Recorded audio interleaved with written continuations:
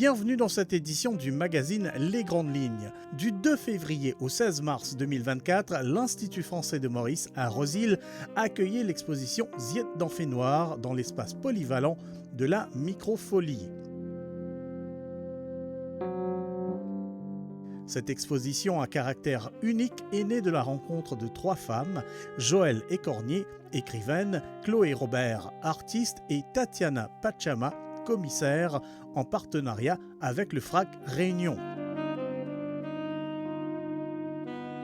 Un dialogue entre les textes de Joëlle Écornier et les dessins de Chloé Robert aura ainsi généré une collection de dessins semblable à un oracle. Sous la forme d'une exposition itinérante, mais aussi sous la forme d'un jeu d'oracle, ce panorama visuel et textuel s'inspirait d'éléments propres au Mascareigne et à la Réunion afin de proposer des pistes d'interrogation et d'introspection aux visiteurs. Les grands formats sur les murs faisaient écho à un oracle qui proposait un voyage interactif aux visiteurs de l'expo.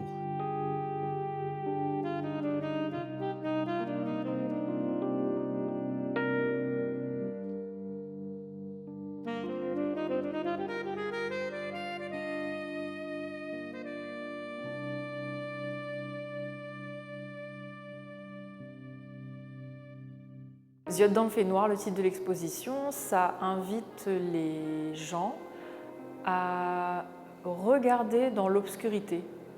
Alors est-ce que c'est littéralement regarder dans l'obscurité ou aussi une invitation à regarder à l'intérieur de soi, peut-être dans les parts, dans les parties de soi qu'on n'a pas l'habitude d'analyser, d'observer. Donc voilà, c'est une invitation à faire attention aux zones sombres. C'est Tatiana Pachama qui m'a invitée pour travailler avec Joëlle Écornier, qui est autrice et qui a écrit plusieurs romans jeunesse et adulte à La Réunion, enfin qui a écrit, pas forcément que à La Réunion, mais voilà.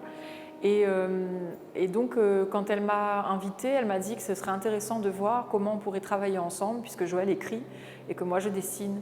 Et l'idée, c'était pas forcément d'illustrer les propos, d'illustrer des écrits, mais plutôt de voir comment ensemble on pouvait avancer vers quelque chose une création en commun, et de voir comment l'image et le texte pouvaient se compléter et se faire, faire évoluer le travail de l'une et de l'autre.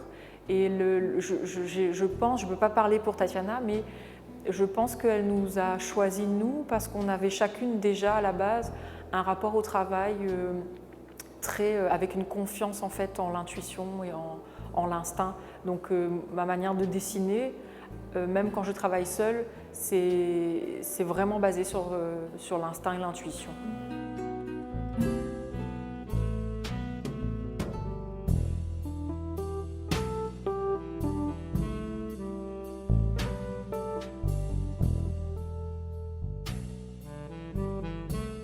Est-ce que justement l'iconographie qu'on retrouve ici, est-ce qu'elle fait partie peut-être de votre panthéon personnel, de votre iconographie personnelle, ou alors elle est véritablement née de cette synergie, de cette collaboration? Tous les personnages qu'on retrouve ici, alors certains sont vraiment nés de la recherche qu'on a faite toutes les trois ensemble, et certains sont des revenants qui étaient déjà là dans mon travail avant. Et ce qui était intéressant là par rapport au projet, c'est que quand on a commencé, on ne savait pas vraiment si on allait réussir à éditer un jeu de cartes. Et finalement, on a eu le soutien du Fonds régional d'art contemporain de La Réunion. Et en fait, pour la deuxième phase de travail, on savait qu'on allait vraiment fabriquer un oracle. Et à ce moment-là, j'ai eu une autre manière de travailler en allant chercher des ressources sur le site de l'iconothèque historique de l'océan Indien. Je ne sais pas si vous connaissez ça ici. Et donc, à partir d'images d'archives, j'ai fait des recompositions, j'ai récupéré des postures, des compositions, des personnages qui existent en fait dans les images d'archives que j'ai trouvées sur le site de l'iconothèque.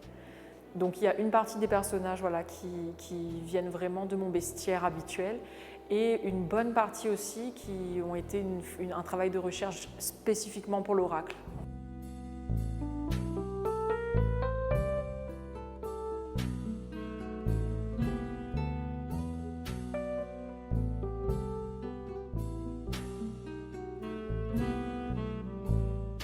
En fait, quand on a débuté les échanges, j'avais présenté quelques dessins qui existaient déjà à Joël et Tatiana et elles sont tombées sur un des dessins où il y avait un renard avec le mot divination écrit dessous. Et à partir de cette image-là, elles se sont dit que ce serait vraiment intéressant de partir vers quelque chose, un objet de ce type-là, tarot, oracle, mais on n'était pas encore vraiment défini. Et puis j'étais partante parce que j'aime beaucoup l'idée du jeu de cartes. Et à partir du moment où on s'est dit, tiens, on va vraiment aller vers l'oracle, ce moment-là est arrivé très très vite au début de la recherche. Donc dès les premiers dessins, dès les premiers originaux, on a défini un format de carte, mais géant. En fait, mes originaux font 55 cm sur 1 mètre. Donc c'est à peu près la taille de ce qu'on voit ici. Et en fait, je suis tout de suite partie sur ce format à la verticale là, dans l'idée qu'on allait pouvoir produire le jeu à un moment donné. Donc dès le début, on avait l'idée des cartes quand même. Si le jeu n'allait pas aboutir, au moins on avait le jeu avec les originaux en format géant, en carte géante, quoi.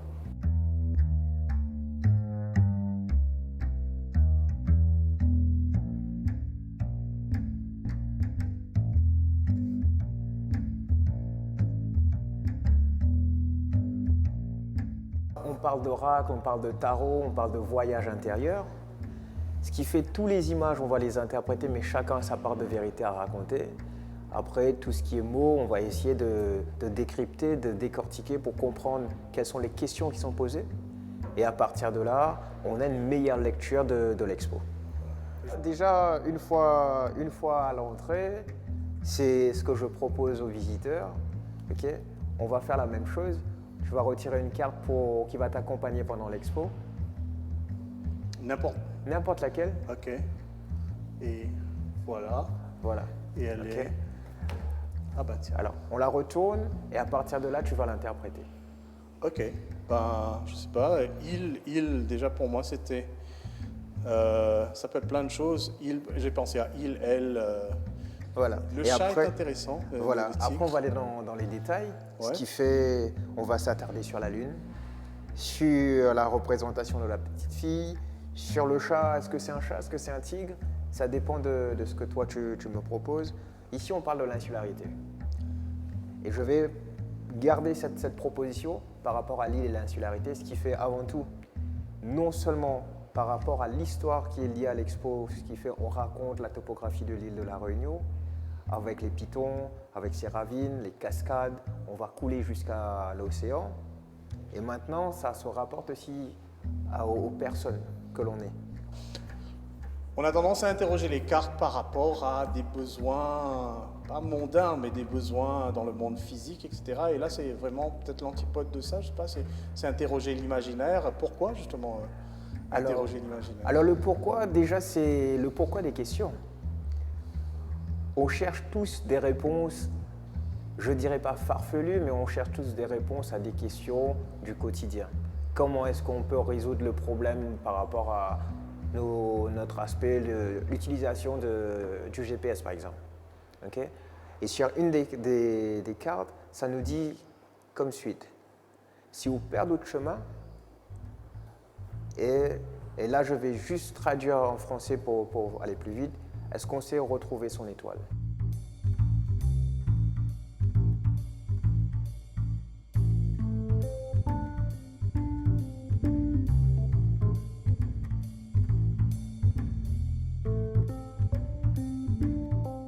Là, il y avait une carte qui était en dessin, mais aussi des questions qui sont exactement. Écrites. Alors, je pense, est-ce qu'il y a des cartes alors, de la même... on va en piocher une autre. Ah ben oui, alors, n'importe où... N'importe laquelle. Allez, et je ne retourne pas, hein. Je vous offre ceci, je ne sais même pas de quoi il s'agit. Alors, l'oracle te pose cette question. Allez, montrez-la moi. Vous ne laisserez pas une fenêtre ouverte à soir exprès pour chamarron. Je redis alors, vous ne laisserez pas une fenêtre ouverte à soir exprès pour chamarron. Ah, d'accord. C'est-à-dire, voilà, on ne laisse pas une fenêtre intentionnellement ouverte pour les chats. Alors, et là, on ne parle pas que de l'animal. Intéressant qu'il y ait un chat, en voilà, fait. Exactement. C'est bizarre. J'allais en venir. C'était même pas prévu, ça. Okay. Hein. Ouais, et la partie magique, si on peut utiliser le mot, Oh, c'est incroyable. c'est que souvent, la première carte et la question se lient naturellement. Ok. Ce qui fait qu'il y a toujours un fil conducteur dans cette lecture et que maintenant, comment est-ce qu'on va l'interpréter? Ce qui fait qu'on va essayer de faire parler les deux, D'accord. l'image et la question posée. D'accord. Et cette image sera associée à ta visite ici aujourd'hui pour l'émission. Et maintenant, par rapport à la question, mais où laisserait pas esprit une fenêtre ouverte à soir pour chat marron? Le chat, on le sait tous. L'animal solitaire. Oui. Ok. Le marron, là on ne parlera pas juste question Vous n'allez d'épiderme. pas me croire parce que hier j'ai eu une interaction avec un chat sorti de je ne sais d'où qui est en train de- Voir si, Alors oui. à savoir que Elles sont liées ou- on a au tout début de cette aventure, ils ont fait un coffret limité. Je pense à une centaine d'exemplaires. Et là, la particularité, c'est que les cartes sont dorées sur le côté. Ça donne vraiment l'impression qu'on est face à un vrai tarot, un vrai oracle. Alors on va voir ce que la carte dorée propose comme aventure. Alors, vraiment, je ne sais vraiment pas ce que je vais tirer, mais. Allez. Des deux. Il y a celle-là qui veut sortir. Ben, ok. voilà. Je change. Exactement. On va croire qu'on a prévu. Ok. Oh non. Non. Non, c'est pas possible. Alors comment est-ce que tu l'interpréterais? Je ne sais pas. Est-ce que vous avez beaucoup de chats parsemés partout? Désolé. Alors Non, c'est vraiment pas ça fait partie du jeu. Ouais. Et en tant que témoin, en étant là avec les gens pour le tirage, pour l'oracle et voyager dans l'expo, souvent la première carte qu'on tire, souvent c'est devant laquelle on va s'arrêter. Ou des fois les gens s'arrêtent devant cette carte-là et après on fait un tirage et comme par enchantement, c'est la première carte que la personne va toucher de ses mains. Wow. Alors, si on fait référence un peu à la question posée ici, ça nous dit « Vous ne laisserez pas une fenêtre ouverte à soir exprès pour chat marron ?» Moi, je vais l'interpréter ainsi pour dire « Mais c'est quoi la relation avec la personne et le chat ?» C'est quoi la relation justement avec le marron qu'on parle, le fait de cette quête de liberté et la parole? Et pourquoi la parole ici, elle est entravée? Si on peut le prendre sous cet angle, Ouais. on a des jolies maximes pour dire que parole, or, silence, argent, etc. Et bien, des fois, le silence est important pour pouvoir intérioriser, comprendre les choses, mais le verbaliser, pas toute chose qui est bonne à dire, parce que ça touche quand même la sensibilité de tout un chacun, dépendant avec quelle force est-ce qu'on est en train de le dire. Alors là, vraiment, je vais fermer les yeux. On ne va pas simplement effleurer. Alors celle-là, non, attendez, voilà, voilà, écoutez, voilà. Alors, je ne la regarde pas, je vous la donne, j'ai les yeux fermés. Ok. Ok, ça c'est quand même un singe. Que ce soit dans les contes, dans les légendes, on sait très bien que le singe est à la fois l'animal expiègle, aussi malicieux, et après, sa fonction dans les légendes, dans les contes, c'est d'apporter un message. Il y a toujours quelque chose qu'on peut tirer de positif dans l'histoire qui les relie. Que ce soit avec la tortue, compère lièvre, compère tortue, etc. Que ce soit le singe ou le lièvre qui va se baigner dans le bassin du roi, il y a toujours quelque chose qu'on va apprendre de ces légendes, de ces histoires. Ce qui fait qu'on est des Iliens, peu importe où on a pris naissance, on a quelque chose en commun. Ce qui est beau avec l'expo, c'est que ça nous rappelle à la fois toutes ces légendes, toutes ces histoires, comment est-ce qu'on en a pris, que ce soit de l'Afrique, de l'Asie, de l'Europe, etc. Les gens qui sont venus peupler l'île, et aujourd'hui, comment est-ce que ça se retranscrit à travers les images que Chloé nous propose, à travers les mots que Joël nous propose, et l'installation que Tatiana nous a proposée pour justement cette visite, de faire le tour de l'île, mais à la fois de faire le tour de soi-même. Je vais passer sur le papier vierge et là je prépare plus mon dessin. Je tourne les pages de mon carnet, je continue à avoir des ressources autour de moi, Mais quand je me lance dans le dessin, il n'y a pas de crayonné avant, et c'est vraiment sur l'instant que je me lance et que je fais avancer mes lignes comme ça en direct en fait. Je ne sais pas comment expliquer ça, mais quand je suis sur les grands formats, le défi pour moi aussi c'est de me lancer sans me soucier des proportions, sans me soucier de la justesse, mais plutôt l'important c'est de faire exister en fait le personnage qui est en train d'arriver et avec le ressenti de faire ce qui me semble juste à l'intérieur de moi, mais pas ce qui peut paraître juste par rapport au code en fait du dessin, de l'histoire de l'art, voilà. Donc c'est vraiment se détacher de vouloir faire beau et bien, mais plutôt une espèce d'urgence de vouloir juste le faire à ce moment-là et que les personnages existent en fait. Voilà.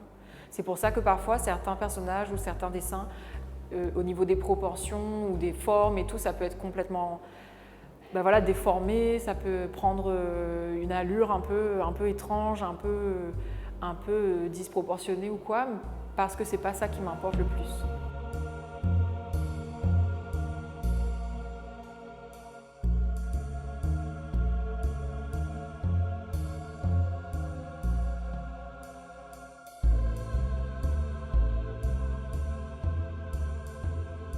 Il y a eu 2 phases de travail pour Yeux dans le fait noir. La première phase, on s'était lancé comme ça en se disant bon, si on fait un jeu, tant mieux. Et donc j'étais très libre en fait. Je me sentais très très libre et je dessinais vraiment comme d'habitude, comme je dessine à mon atelier. Et je fais les choses de manière très lâchée, sans me poser vraiment les questions sur la série en entier, entièrement. Donc j'avance vraiment à l'instinct. Pour la deuxième phase de travail, il a fallu que je me mette dans un état d'esprit de me dire il va y avoir au moins 50 images et il faut qu'il y ait quand même une variété d'images assez large et assez différentes les images les unes par rapport aux autres pour que quand on tire les cartes, on n'ait pas trop de redondance et que ça soit le plus universel possible et qu'il y ait plein de propositions. Et donc la deuxième phase, quand on regarde le jeu ou quand on regarde dans l'exposition et qu'on fait vraiment attention, on peut séparer ces 2 phases-là. On peut voir quelle image fait partie de la phase plus lâchée et quelle image a été réalisée dans la deuxième partie où vraiment j'avais cette problématique de faire des images plus composées, avec plus de détails, mais sans que non plus ce soit... Voilà. De manière générale, dans mon travail, ce sera toujours assez direct et assez simple, assez minimaliste. Mais je ne sais pas trop comment dire. Même si plus mon format va être grand, plus mon trait va être gros aussi. Donc je ne vais pas forcément aller fouiller les détails, des choses comme ça. J'avance vraiment au fur et à mesure. Je me suis dit qu'il fallait quand même que ce soit assez lisible tout de suite pour les personnes qui ouvrent la carte et que symboliquement, les personnages et ce qui se passe est déjà assez fort. Parce que quand on ouvre les cartes et que ça nous concerne directement, on prend les choses très personnellement en fait. On prend les images par rapport à notre histoire intime. Et donc, une forme, 2 formes dans l'image, je pense que ça suffit en termes de... Il ne faut pas faire des images non plus trop complexes à décrypter.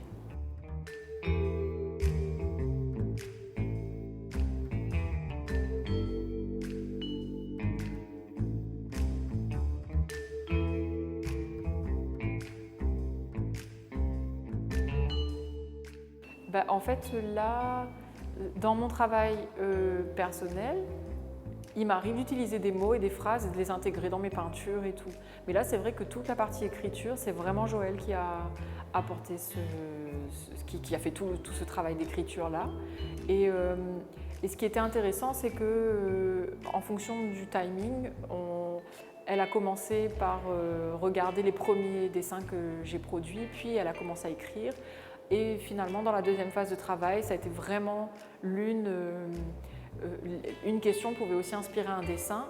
Et en avançant ensemble, on s'est rendu compte que de toute façon, vu la quantité de dessins qu'il y a et la qualité, on va dire, assez mythologique, les questions Et les textes qu'elle propose, c'est très imagé en fait. Donc on peut tout de suite faire des liens très facilement entre certaines questions et certaines images. Ça s'est fait un peu tout seul comme ça en fait. Mais moi, ça m'intéresse beaucoup le rapport qu'il y a entre les questions et les images dans l'expérience du tirage de cartes. Parce que là, vraiment, on dirait, enfin, je ne sais pas comment expliquer ça, c'est une entité, en fait, ça a fusionné et c'est vraiment une entité, Yeux dans le fait noir. Donc même si Joël, Tatiana et moi, on est derrière, il y a une espèce de fusion qui s'est faite entre nos trois énergies, nos trois univers et tout. Et donc le texte et les images sont la même entité en fait. Donc c'est très intéressant pour moi de travailler comme ça et de voir comment les choses se répondent. Mais j'ai l'impression que ça se fait en dehors de moi. Ça se fait après, quoi, quand les choses existent. Et moi, ça vit tout seul en fait. Je ne sais pas comment expliquer.